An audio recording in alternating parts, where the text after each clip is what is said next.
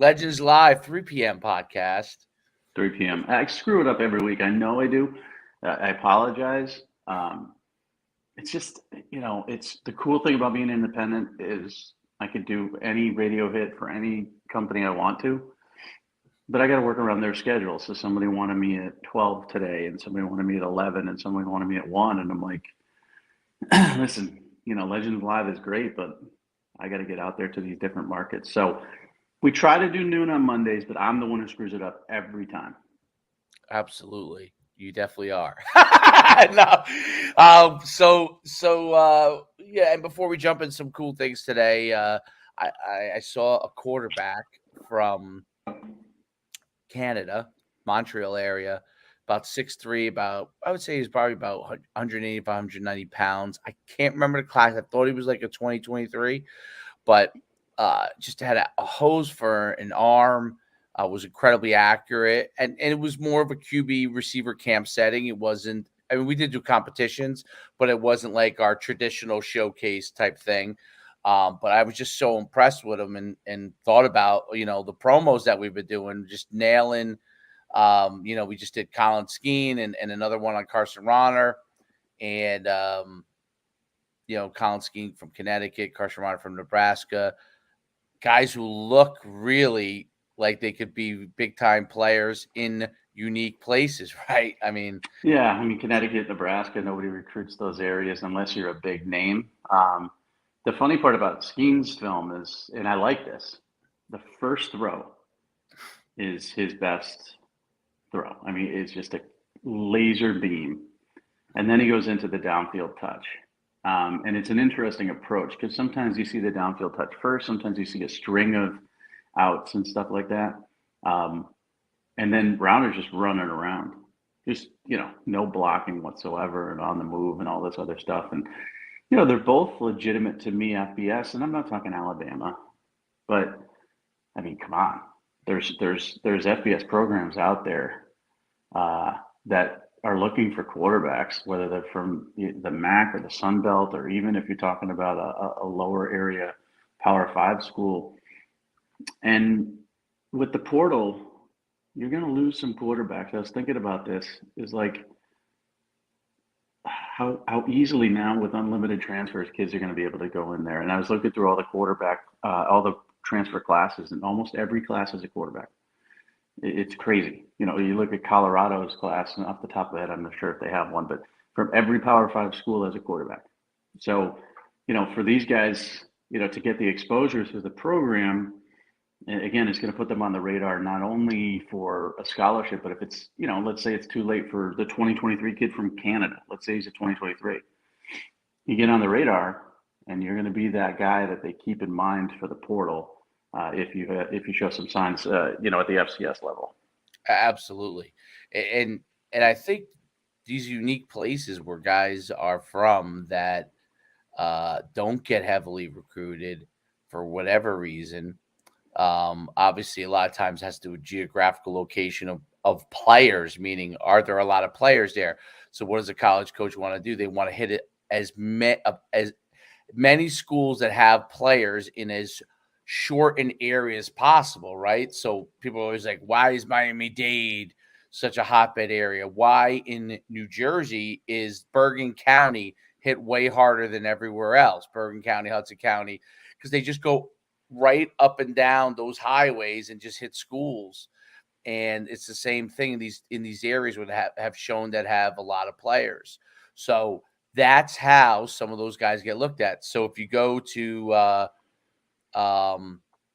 Miami-Dade, what is it, Central? What's the one that's the powerhouse in Miami? Well, there's it varies, but yeah, Miami Central is obviously a great program. Down there, there's so many that just have a great tradition of talent that it doesn't even matter if they're good. Right. There's going to be football players there, and then you go north into Orlando and then Dr. Phillips, and then you go over to Tallahassee and Lincoln, you go over to Tampa. And it's just endless down there. But who's the starting quarterback for the Miami Hurricanes? Tyler Van Dyke. Where's he from? New Hampshire. I think, if I remember correctly, he's from New Hampshire. Yep. They will find you anywhere. They will find you anywhere. And maybe I'm wrong on that, but I'm pretty sure this is the thing about covering 2,000 kids a year is you forget stuff. But I'm pretty sure Tyler Van Dyke. And then I can't remember his name, the short kid who's battling Notre Dame, for the Notre Dame starting job with Buckner. He's from Connecticut, and he got on the radar very, very early. Um, and that's what needs to happen if you're in those states. Now, when you're talking about non-quarterbacks, you need it even more. Quarterbacks, everybody kind of watches and says, "Oh, who's this Carson Browner kid from Nebraska?" and keep an eye on him. Position kids are a dime a dozen everywhere. So if you're a wide receiver, a one-stop shop. You'll go to like one county, and you could end up getting two of your wide receivers in a class there. So you have to differentiate yourself, and that's what's funny about this is that the portal itself, the most valued players are offensive and defensive linemen. When a kid goes in the portal from offensive, they're all looking for big bodies who can move. And the thing they're looking the least for is wide receivers, which is kind of weird because you think of Jordan Addison and some of the other big names that have moved around. And that's one of the things. If you're a skilled position kid from an area that's not heavily recruited, you need this help. You definitely just do to get yourself out there. Because they'll find quarterbacks in New Hampshire and Connecticut and Nebraska, and we'll certainly help them find them. They're not going to find a wide receiver in Nebraska ever, unless you get the help. Right. Well, that's a really good point. And Tyler Van Dyke's from Connecticut, Glastonbury, Connecticut. I think he's originally from New Hampshire, though. Oh, really? Oh, so Suffield. So his Suffield Academy must be from right, and that's where Christian Wilkins went, and he's originally from Massachusetts. So Suffield Academy is sort of like a feeder ground for top New England kids. But maybe he's from Glastonbury. I don't know. Tyler Van Dyke in my head is New Hampshire, but he's from New England at the very least. And it's funny because I remember Christian Wilkins, the defensive tackle who ended up being a first rounder out of Clemson. He's with the Miami Dolphins now. He was in Massachusetts, and his coach sent me his film as a freshman, and he was just really, really good, but nobody knew who he was. He wasn't at Suffield yet. And I invited him to a camp that we were running in New Jersey, and he drove all the way there, and he was pretty good there, and he had no offers, and he ended up with 40-plus offers. I'm not saying he wouldn't have had to make that drive, but I could have, with this program, I could have blown that kid up so early, so fast. Now, he ended up going to where he wanted to. It was down to Clemson and BC. He either wanted to stay local or go win a national championship. But those type of kids that have to go, and you're in New Jersey, I mean, all those type of kids that go to preps, the Steele DeVitos. Remember Steele DeVito? Yeah, of course. Kid? There's two kids at Loomis here in Windsor. I'm physically currently located in Windsor, Connecticut. There's two kids, one going to Alabama, like from Loomis. Loomis has a bunch of kids. So Loomis has the defense. You may be talking about the defensive end. I'm talking about the offensive lineman who just committed to, I think it was Alabama. But they have the defensive end too. And it's like, what the hell? Loomis Chafee, like when I was playing 100 years ago, it was like I don't know what they did over at Loomis. I thought they did like sort of trade shop stuff, like fix engines and, become a mechanic or an HVAC guy. Now I'm looking and I just can't believe I live in Windsor and there's two, legitimate borderline top 100 kids in the country that go there. Now, neither of them are from Windsor, but they're transplants and they got the exposure there. Defensive end so the defensive end and his brother, they came to a lineman camp during COVID at my in New Jersey. They came all the way from Kentucky. They're from Kentucky. Came all the way to New Jersey. Came to that camp. The one brother didn't participate. I think he was younger. The older one, which was a sophomore, I want to say at the time, or he was just hands above everybody. And actually, a bunch of those kids that were in that camp went like FCS and stuff. So he was hands above all those guys. And this is a good example of it. Okay. This is before we had the program. I did a TikTok video on him. or he may have even bought a TikTok video. I can't remember. I did a TikTok video on him. It literally went viral. I mean, like 100,000 plus, and within 30, and he would tell you this, within 30 days he had his first offer. Okay, and then as everything started getting out, his film and all this stuff, he had excellent film, and his brother obviously is a fantastic player too, so they're kind of like a little package deal. And next thing you know, this kid had, I mean, he must have like 20 plus offers now. But he went to that camp literally because me and his father had gone back and forth on Twitter, and they were trying to figure out, like, he was a very good player, but they wanted to go get more. Came out there, we ended up doing the video on him and all these different things, and then he started picking up offers, and then it starts to scale, right? When people film, they're like, wow, this guy really is a player, right? Yep. And The other kids from Europe. The other kids from Europe. Yep. So Bjorn Warner, I don't know if you remember that name, but he came over and played at Suffield Academy as well. Oh, Or yeah. maybe it might have been Salisbury Prep here in Connecticut from Germany, and ended up going off to Florida State and ended up being a first rounder for the Colts. He didn't pan out in the NFL, but still made his money. But I can tell you this, if Loomis has those two kids, there's probably 5 other kids on that team that are FCS level, as you mentioned, that need the exposure. And they'll get a little bit of a boost from these two because colleges will actually come through Loomis. Yep. But that's rare. I mean, it's probably the first time in 25 years since I've been doing this that anybody's really, really, really come through Loomis. Like, and by really, I mean the Alabamas, Georgias of the world. It's like there's always the kid that is recruited by UConn or Syracuse or BC or somebody at Loomis, but not this. But without that boost, you need some sort of promotion. I saw you did the Connecticut quarterback too, pre. Because I retweeted that the other day, and it's the TikTok stuff reaches a different audience than the Instagram stuff does, than the Twitter stuff does, and Yep. it's extremely interesting. And the Marshall kid from Pennsylvania he got at least 2 coaches following him now. He's excited about it because no one would know. It's like Mm-hmm. if a tree falls in the woods and no one's around to hear it, it doesn't make a noise. That's how recruiting can be. So it's kind of neat to hear those stories too. And we got a couple of new ones coming out um, that I'm excited about. One from Virginia Beach area who's a stud. That he's going to blow up. It's going to be fun to watch him because that's going to be a 30-40 offer kid just like Christian Wilkins. And then we can beat our chests and brag and say we got him all those offers, which we didn't, but we could lie. Well, we'll have a big part of, like, just that promo part of it, and I'm excited about that. He's my next one, I think. Me too. Yep, me too. Yep. So I have some ones from my camps and stuff that are like the TikTok things, but he's my next one of our RD1 promo programs. And yeah, I mean, he's a stud. We got to get that Canadian quarterback though. I want, yeah, I'm gonna yeah. Christian Valou.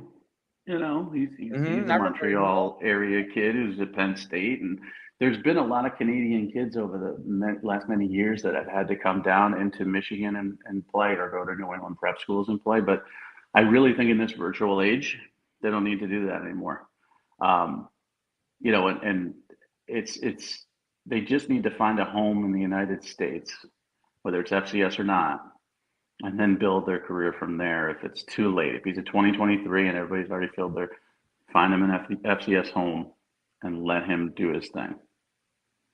Yeah, I gotta pull up his stuff because he really was. Are you giving out free That, advertising? Are you giving him free clips? no, I'm not. I'm just like looking. I see you are. I see what you're doing. You're trying to pull it up now. I was curious to see what the huddle film, because I hadn't checked it yet, and interesting. He's gonna be He's listed. Artsy. He's listed height wise what I thought he was. So I didn't. We don't. It's a camp, so we measure it. We don't measure it. I'm saying I didn't measure him. So I was just kind of. But I You was could like, eyeball though. I mean, that's a good segue into the quarterback you want to talk about. Who's yep. not that tall. You can eyeball. I mean, listen, we've been doing this for long enough where I could just look at a kid and be like, okay, 6'5". He's bigger than me. So I'm like, he's taller than me. I'm 6'1". If he's definitely taller than me, I'm like, okay, he's probably either 6'2", 6'3". Maybe if he's way taller than me, he's probably 6'4". Somewhere in that. I was golfing last week and I ran into a dude in my league who did TV stuff. He was in the local cable here and he did ESPN stuff and all this other, and he's asking me what I do. And I said, yeah, I do some sports stuff, and Scott a little bit. And we were talking about that. And I gave my famous Derrick Henry story because he brought up Derrick Henry, led him to the fantasy football title a couple years ago. And then he got hurt last year. So here's my eyeball story is if they're taller than me, they shouldn't be running backs because I'm 6'1". So I was at a camp 100 years ago, and there's this kid who's 6'4" and he's 240 pounds. He's sitting in the running back line. And me, as a good Samaritan, I go up to him and I said, son, he was a freshman. I go, you're in the wrong line. He goes, sir? I said, no, the defensive ends are over there. And he's like, no, I'm a running back, sir. And I said, no, you're not. And that was Derrick Henry.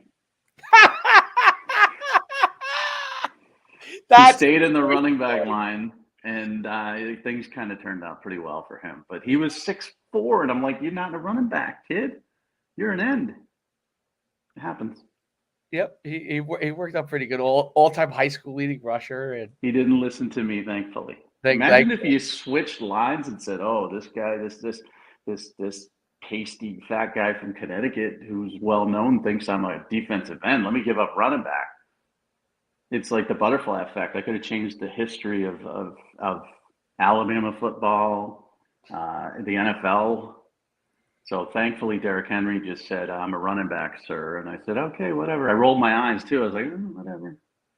Well, here's my funny Derrick Henry story. So he came to our camp as an 8th grader. Yulee hosted it. That's how much they wanted to get him on the map. Yulee was like, "We have a kid, that's going to be a guy, and we want to host a camp." I was like, "All right," like we never had a camp at Yulee, and so we hosted it. Like I think 2 years we hosted at Yulee. And he first came as an 8th grader, and then he came as a 9th grader. But 9th grade, he wasn't even. By then, he was already, as a 9th grader, was already a starter for them and stuff.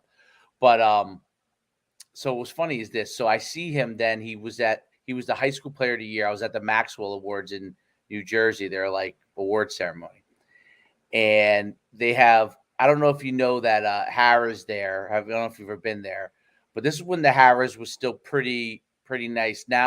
Now the other ones are more of the place to go. But the Harrah's has like a pool party thing, like a nightclub scene thing.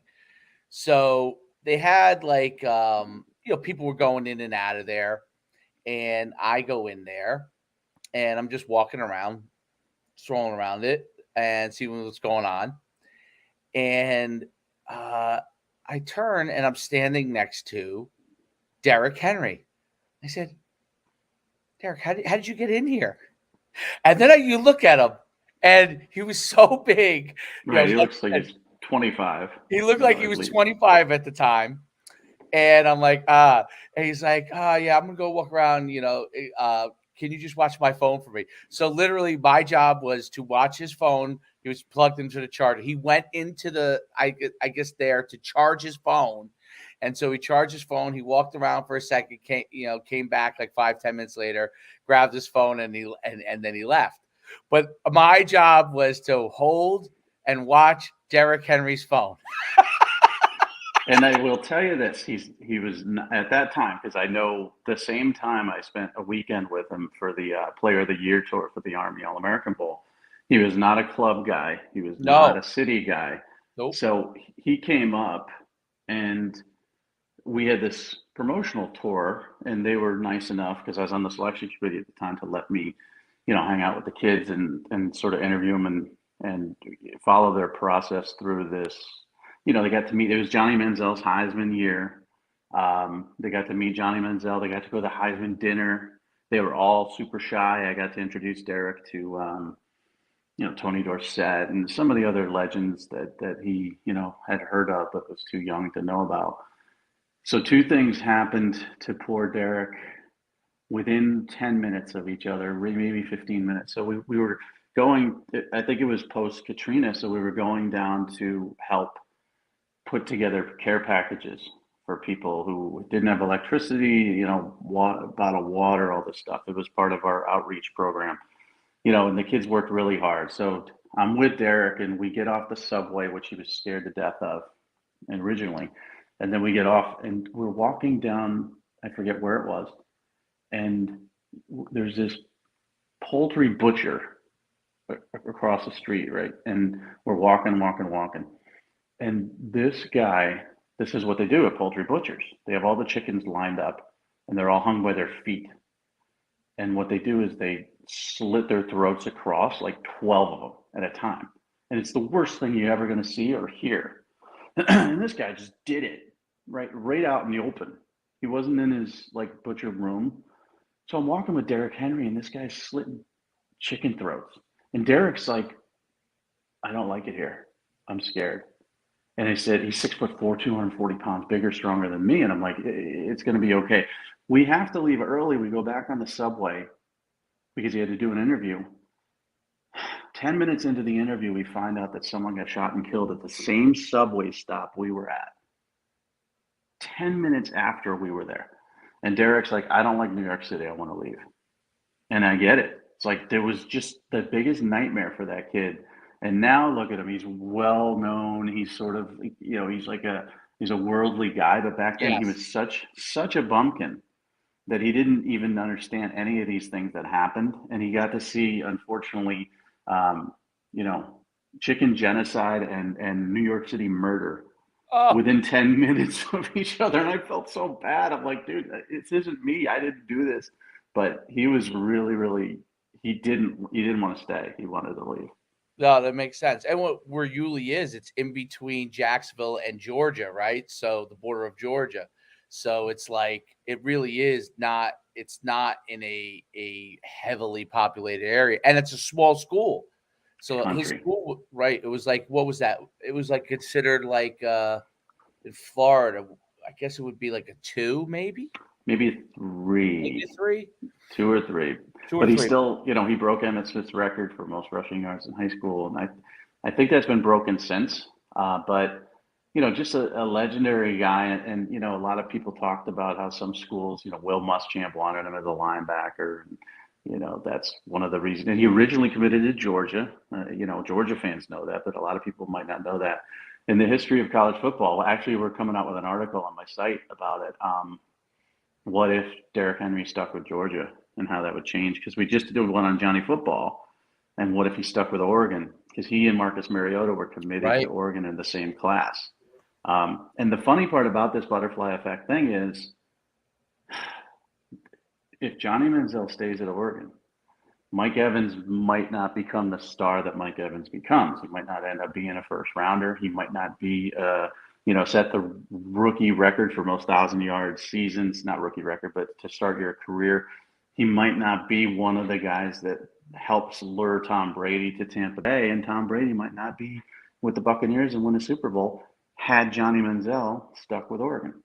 It's just weird to go that far down the line and see. And if Derrick Henry stayed at Georgia, Nick Chubb might have ended up in Alabama. It's just so many different things that could have happened back then, and it's just fun to look back and watch. But I don't know how we got into Derrick Henry stories. Oh, height. Right. So yeah, we just see, you're 6'4", you don't belong as a running back. Well, he kind of proved us wrong. And remember, you're 5'11", Russell Wilson. You don't belong as a quarterback. And he kind of proved us wrong too. So let's get to our quarterback that we want to talk about here, who's not tall.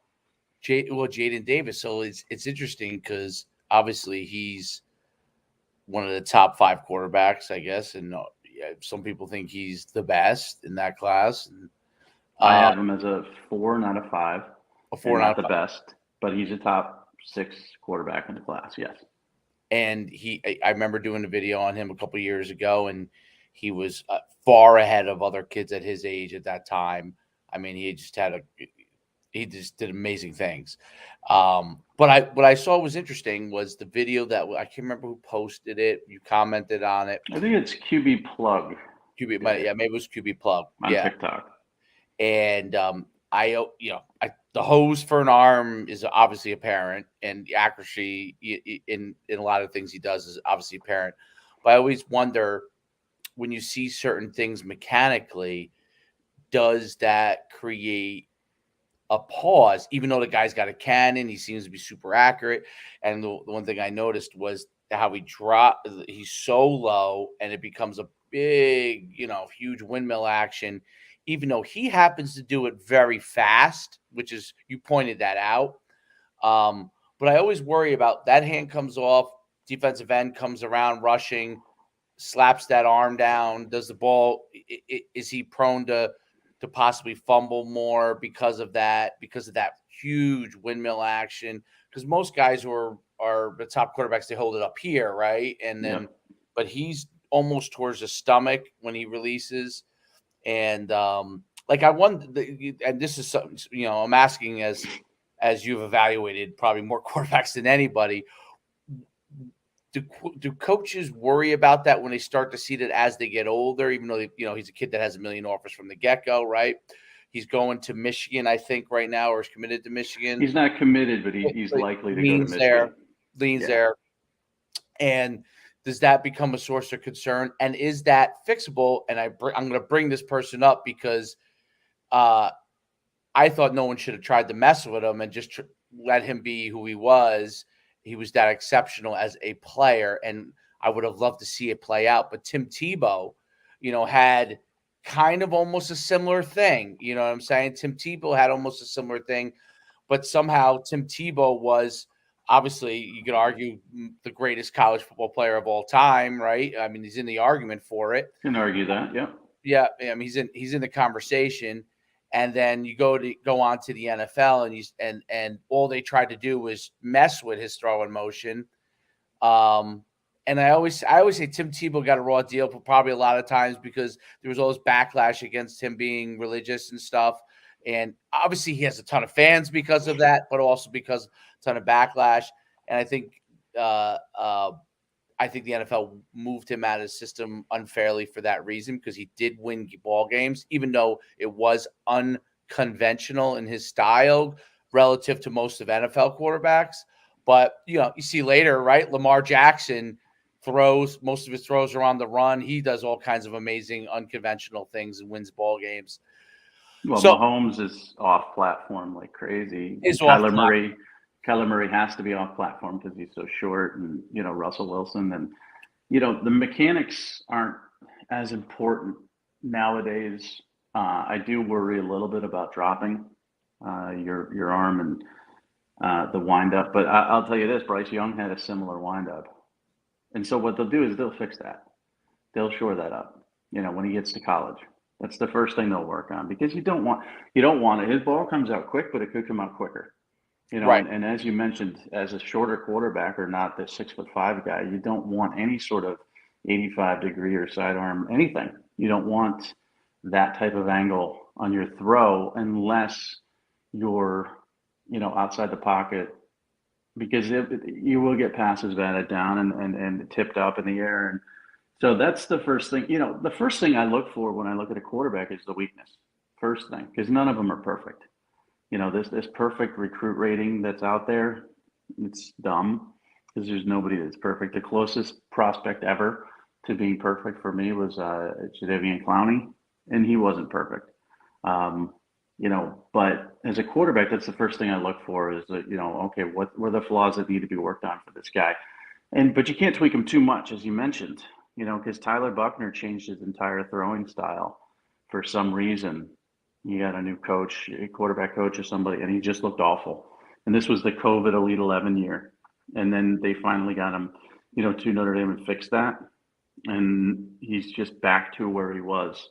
But for some reason, someone got in his head and said, you need to fix this. And his mechanics became worse, and he just looked unnatural. So I say you let them be who they are, but you try to shore it up a little bit. You don't want that. You don't want the hand dropping and the arm dropping like that. But that was one of my criticisms of Bryce Young when he was the number two player in the country. Uh, and his dad didn't like that criticism, and he's obviously won a Heisman, and you know, but it was fixed. It was adjusted and tweaked, and it didn't change anything else for him. Right. And I think that's the interesting. I love how you're able to see that and project that and have an understanding of the difference between something that's a small tweak for what like we're talking about versus someone who has a true mechanical flaw. Like I'm trying to think of guys, but like there are guys that have Well, Philip Rivers has an absolute disgusting release. Horrible. I would have tried to change him, and he's going to go in the Hall of Fame. right. It's awful, but sometimes it works. But when you see a kid like that, you want to change him. And then I guarantee you, people at NC State tried to change him. I guarantee the NFL tried to change him, and every time it just wouldn't be comfortable for him, didn't work, and he kept winning and putting up numbers, and they finally just said, screw it. I don't care how ugly it looks, just keep doing what you're doing. But he's an example of a kid with just an awful mechanical flaw, and it didn't hinder him whatsoever. And then you get the kids. Back in the Jimmy Clausen days, the ball was by the ear, and that's no longer anything you want. Um, it restricts. Honestly, it restricts your mechanics a little bit if you're trying to get the ball too high and you're trying to get it out. Like you need to have that ability to have a fluid motion. So when Jimmy Clausen came out, the ball was by his ear and everybody said it was perfect mechanics. That's exactly how you should do it. And now it's like perfect mechanics are what works for you, but we're going to point them out. I mean, Davis isn't perfect. Right. He's gotta get rid of that windup a little bit, just like Bryce Young did, and he will, and he'll be very good. And Jim Harbaugh knows more about quarterbacks than I'll ever even think about knowing. Right. And I know he knows it and sees it, and he'll fix it. That's so interesting. Yeah, the quarterback position. I think what you're saying is so important. Unless the guy's like true sidearm or something like that, that has to be you're gonna have a problem. But it's these players start throwing a football or a baseball or whatever they're throwing, and they throw so much that they've developed their own style of getting the ball out quick. As long as it's coming out quickly, as long as it's not some, you know, slow winding thing, getting the ball out quickly, they develop their own style with their own body structure is. And I guess what you're saying is that like everybody's body, the quarterbacks are now coming all different shapes and sizes, whereas Yeah, before they didn't. So that may also have an effect on what works for each person's body mechanics. Like Jaden Davis, he's a built quarterback. Russell Wilson's a built quarterback. So they're a little bit more muscular. So they've adapted to what their style is. Whereas the long, tall quarterback, when them coming over the top is pretty easy for them to do because they have so much arm, and right. not as much width of their body, right? So Yeah, it's interesting. yeah, and baseball is a good point too, because a lot of them do play baseball. And baseball, the release of a baseball is different than the release of a football.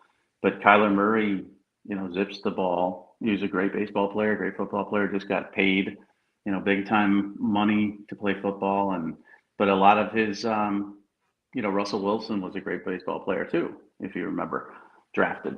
Those guys, it's okay because they've adapted to a baseball type of throw and sort of that slight.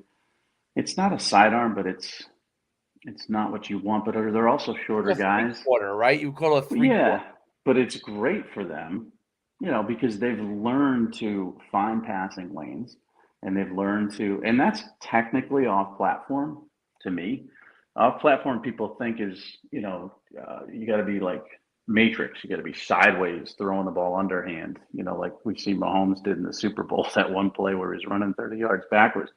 No, off platform is just kind of yes, it's off balance, but it's also getting the ball out in the way that's best, and it may not look like you're used to it looking. But if Kyler Murray were just a direct over the top release guy, I mean, he already gets passes batted down. He would get more and more passes batted down. So he had to adjust. And, like I said, with those guys, I wouldn't tweak them too much. I worry less about the three quarter or the sidearm stuff than I do about the drop and the windup, because that will hurt you in the end, and they'll get rid of that windup real quick. Mm. That's really interesting. And then I know you got to run. I want to hit where people can check out the promo. I have one question for you. What's that? And I know you golf a ton. Do you play any pickleball?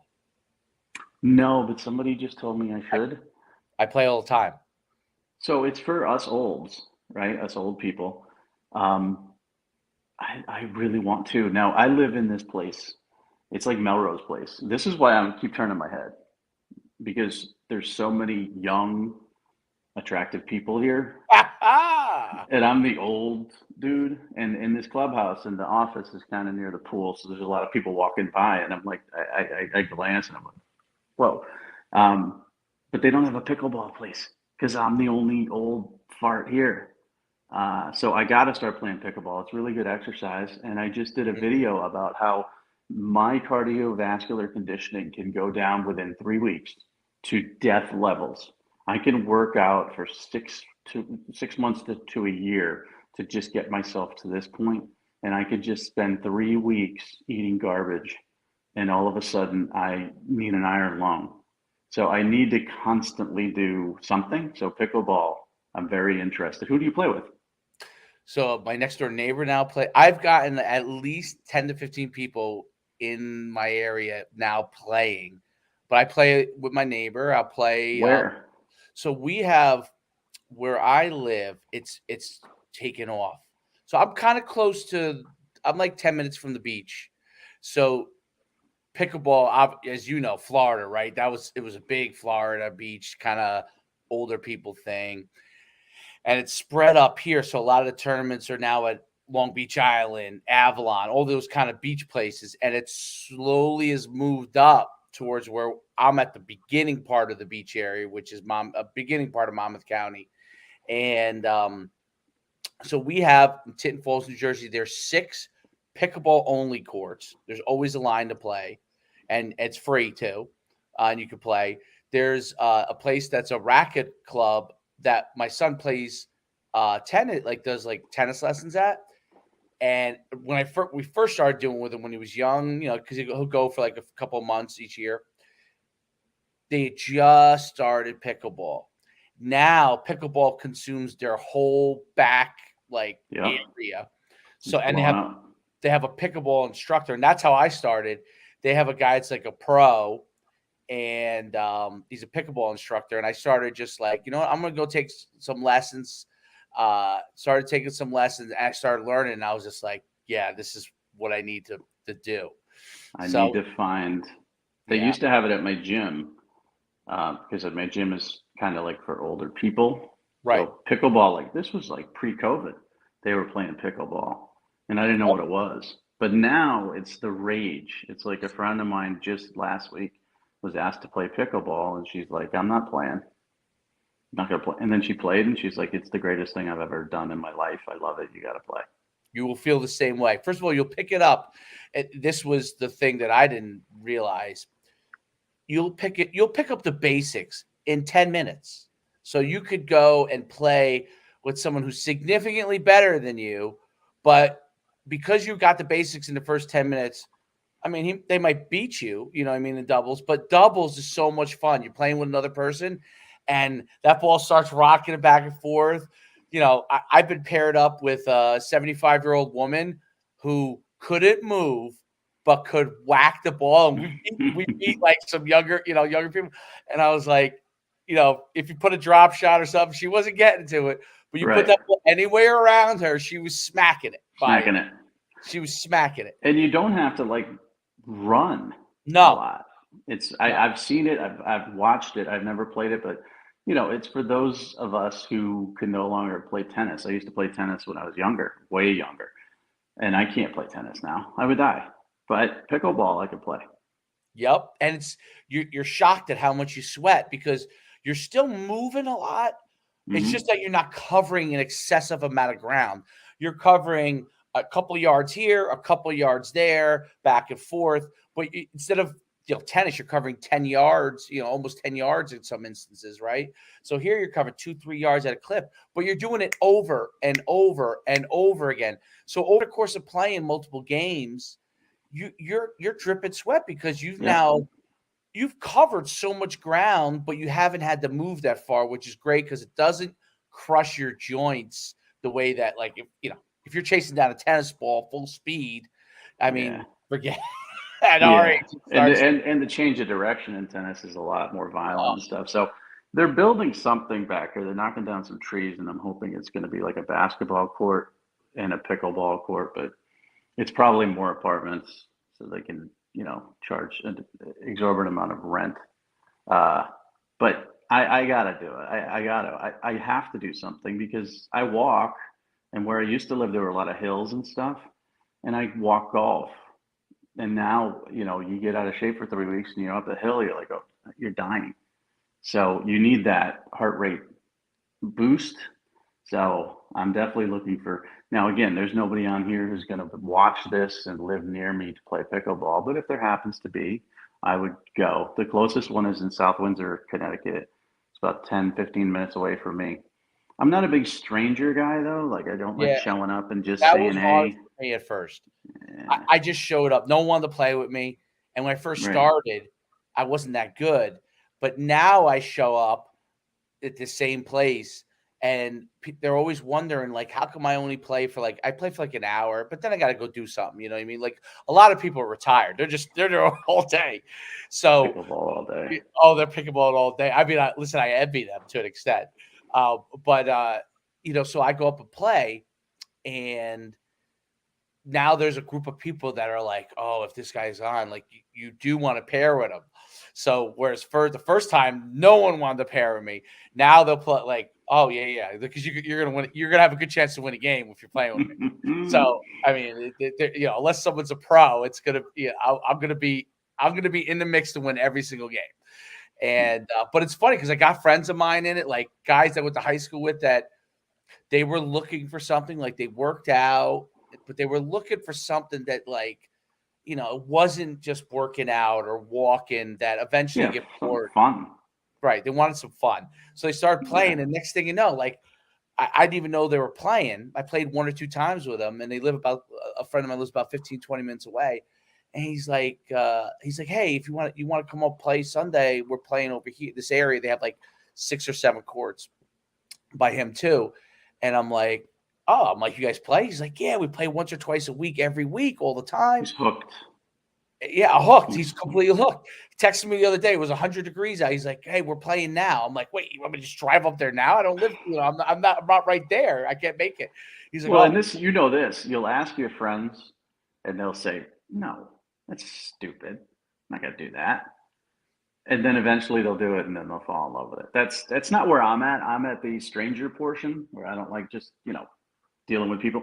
But if I can convince one of my friends to play, I know they'd be hooked, and I would play it all the time.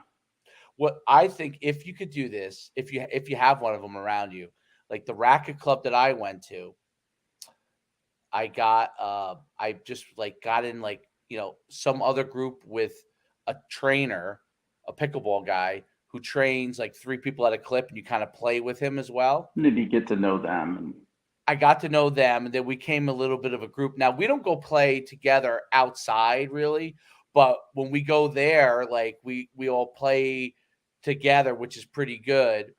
But we all learned to get together. So we were random people. We didn't know anybody because the instructor was like, "Hey, if you know someone," I'm like, "I don't know anyone that plays. Like, hmm I just want to learn for myself." So he's like, "All right, there are other people that asked about it. We'll put you guys all together." And that's what they did. It was, they were older guys than me, about 10 years older. And it was great because for 3 months, we basically were learning. He was teaching us as we played and we all got better and we got familiar with each other. So So it became like a good learning environment. But yeah, so now I can go off on my own. I'm confident in everything being able Well, to play. what I need is a few more people to sign up for the promo at myfootballcamps.com/D1 so I can afford to hire a pickleball trainer. So if you want to save my life, because I could die without Yes, pickleball, we don't want that. sign up for the promo, and I promise that I will take some of that money and I'll hire a pickleball trainer like you did, and then I'll get to know other people, and then I'll be a pickleball maniac. And I won't video it though. I will never ever ever video myself playing pickleball. I have to have some things that are private, but it sounds like a lot of fun. I think you love it. And there is your promo for myfootballcamps.com/D1. Okay, check us out. Listen, everyone asked this question, and I have a couple other people that have asked about the promo that I think are going to sign up. And they asked this question. They go, "Wait, so if I do the the 6 month deal, is it one promo?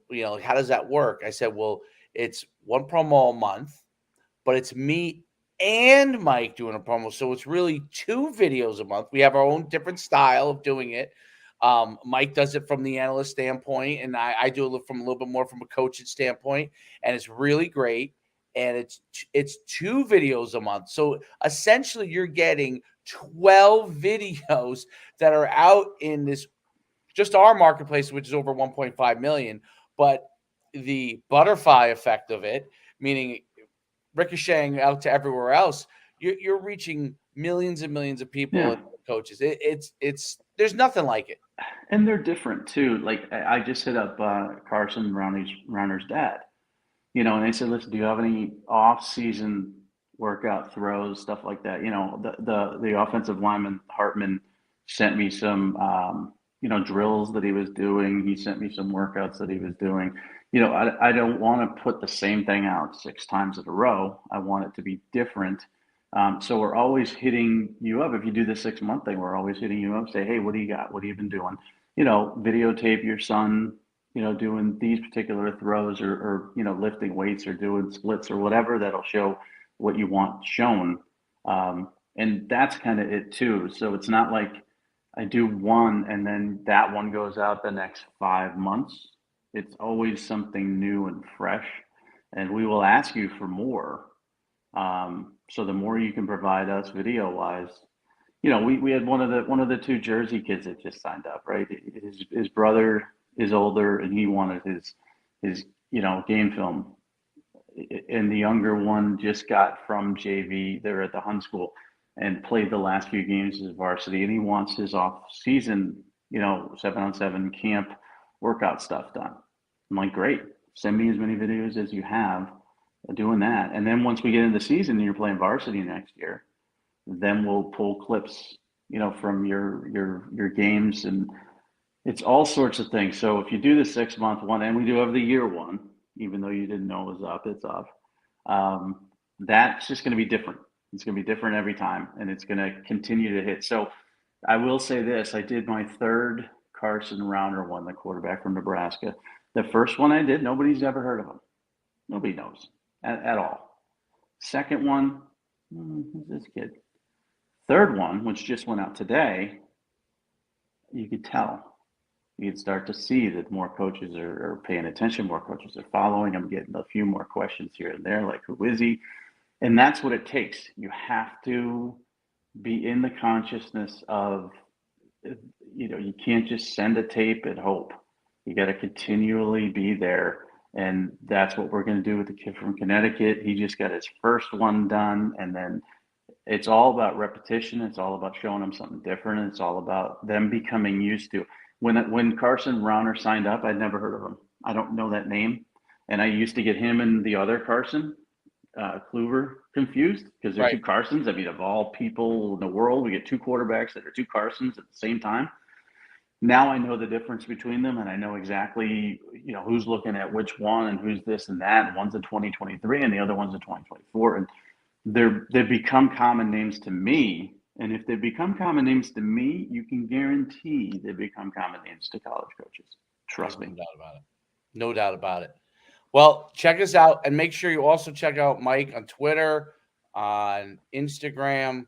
M Farrell Sports, lots M, of stuff going on. M Farrell Sports. I'm at Coach Schumann, and we'll be back next Monday, Maybe at noon, maybe not. maybe at noon, maybe not. I'm Mike's popular. Mike's popular guy. I'm really not that cool. People don't want to talk to me. People want to talk to you.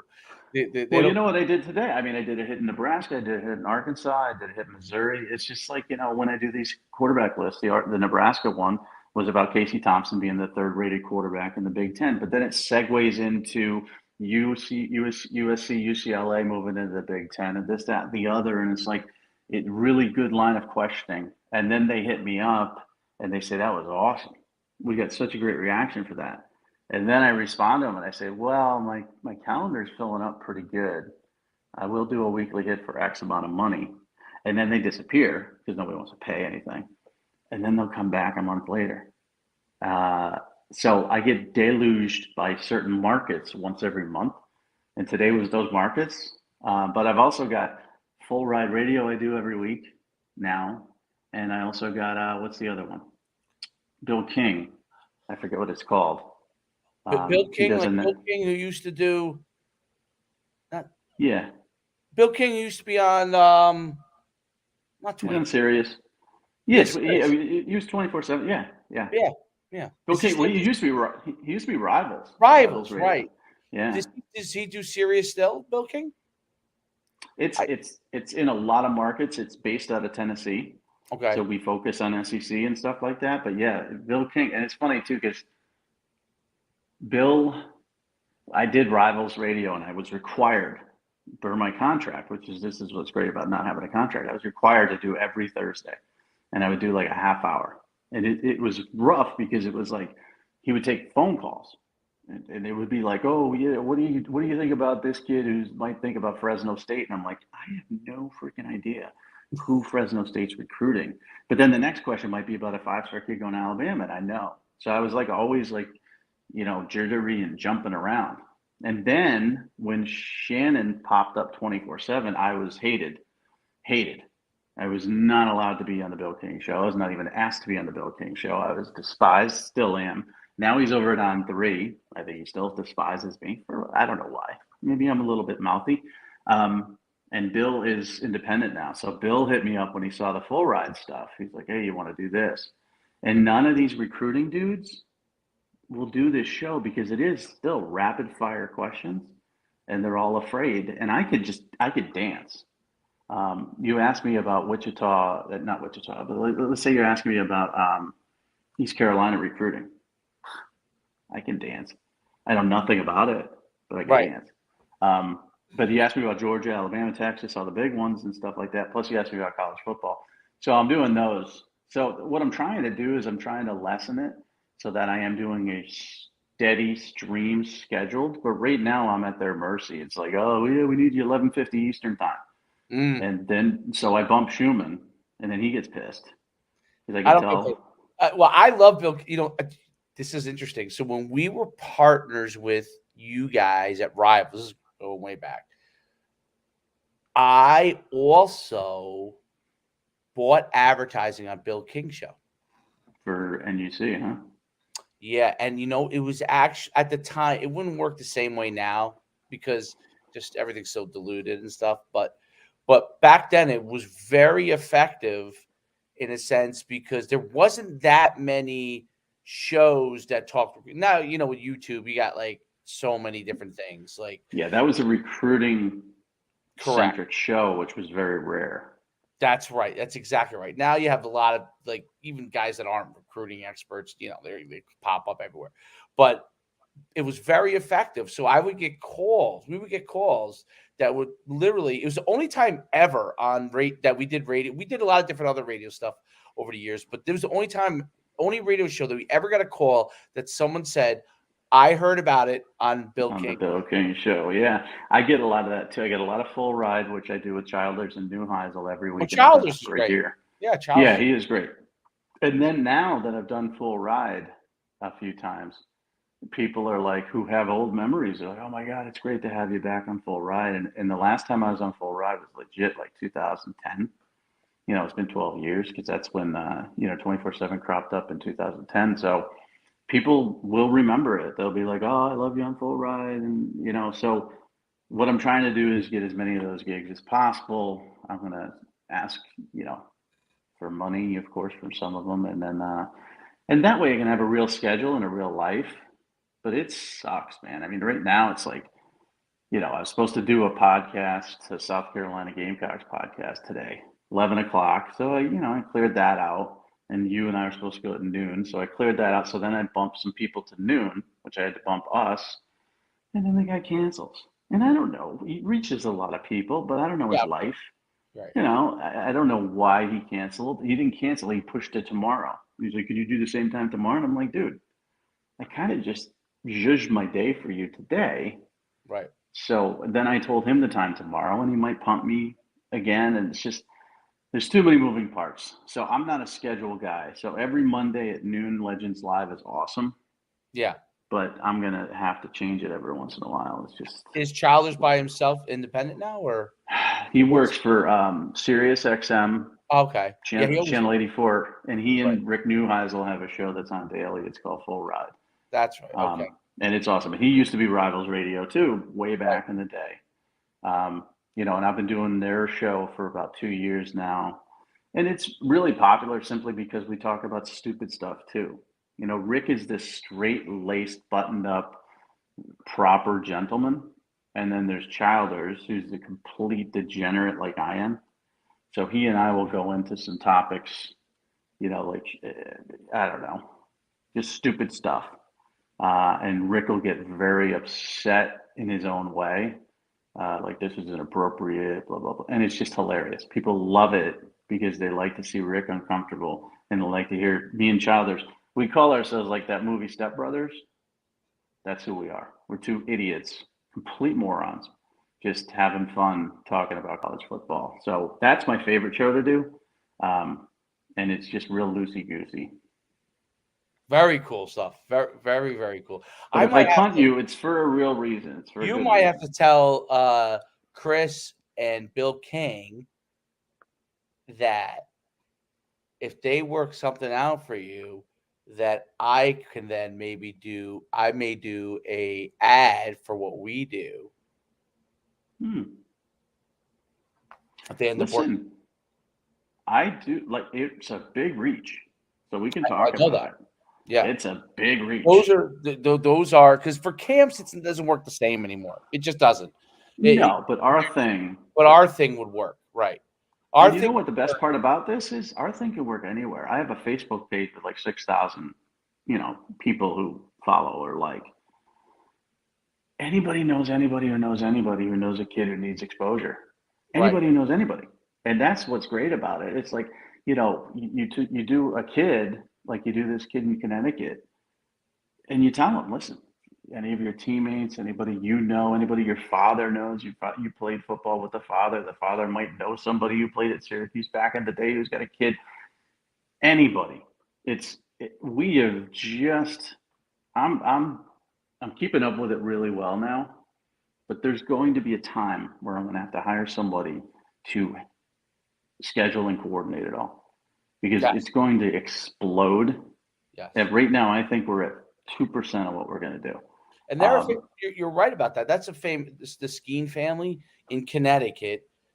They all because they're all the brothers are gigantic. And they're like I mean they just all are. They're what you call they're good genetics there. They're all gigantic. They're all well known from when they played, and they all went various different places. But so people all know them. I just know that people know that. I remember when the uncle was with like everybody knew them. Everybody knew. Like I would go to his hometown. He's from Middletown, Connecticut. I think the family's yeah. originally from. I don't know if he lived there now, but No, the kid goes to, I believe he goes to to Middletown go High to School. Middletown is Middletown. Yeah, It was Middletown. Yeah, yeah, so that's there, and that's a big town in Connecticut, as you know. it Like that's is a big big. town. They're known for football. Pretty used. Well, they used to be really good for football. They still are pretty good for football. They have their windows. So and their family's just known, right? So Colin does well. other people are going to know because it's Colin Skeen, and that's just the name. First of all, it's an unusual name, right? So Right. you're not going to forget that name. It's just an unusual name, and No. they happen to all be Giants too. Well, and the funny thing about it is Connecticut's such a small state, but I mean, honestly, the way this is set up, if we just focused on Connecticut, if that's all we did, I mean, we could be as busy as we wanted to be in Connecticut. Because I used to run camps. I used to run camps with Brent Williams, Next Gen, Mhm. and Kyrie Fort's dad, Guy Fort. Oh yeah, yeah. Yeah, we used to run camps for exposure for kids in New York, Connecticut, and New England, northern New England. So it's mostly Massachusetts, Connecticut, and New York. Um, and they always filled, always sold out, always a ton of kids. And we found some really good football players, and they ended up going off to, maybe sometimes they went up to UConn, maybe sometimes Central. But there's just the Springfield area in Massachusetts was to me amazing because there were so many kids, and I'm not saying they were all good, but I didn't realize so many kids in Springfield play football, and they would all come down. So if we focused on just Connecticut or New England or Western Mass, we could be as busy as possible. And that's why I'm saying this is going to blow up because that's just one, the scheme telling somebody else, who tells somebody else, who tells somebody else, we're going to end up being so busy that we're going to be doing, videos all day long. And that's fine. I mean, that can pay for this swanky, condo, apartment, townhouse place that I live in. And maybe I can put in a pickleball court. So, all right, I'm gonna go do All right, some I'll more let you go. radio shows. Yeah, It's great chatting I'll with you. talk to you next week. Yeah, myfootballcamps.com/D1. Check us out. We'll always DM you back. I'm gonna hit you right back right after the podcast real quick. Got something to share. Okay. All right, bye. All right.